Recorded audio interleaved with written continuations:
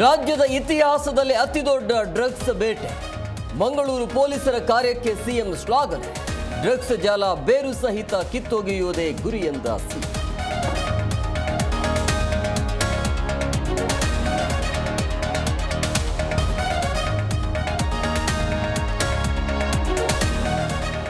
ನೀನು ಚೆನ್ನಾಗಿಲ್ಲ, ತಲೆಯಲ್ಲಿ ಕೂದಲಿಲ್ಲ ಎಂದು ಅವಮಾನ. ಪತ್ನಿಯ ಟಾರ್ಚರ್ಗೆ ಮನನೊಂದು ಪತಿ ಆತ್ಮಹತ್ಯೆ. ಚಾಮರಾಜನಗರ ಜಿಲ್ಲೆಯ ಉಡಿಗಾಲದಲ್ಲಿ ಘಟನೆ.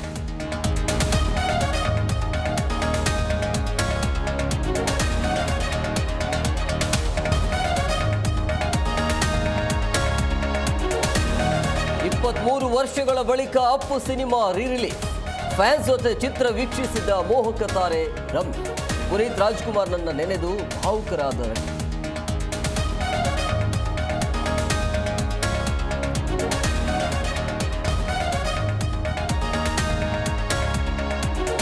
ದರೋಡೆ ಗ್ಯಾಂಗ್ ಖಾಕಿ ನಡುವೆ ಘರ್ಷಣೆ.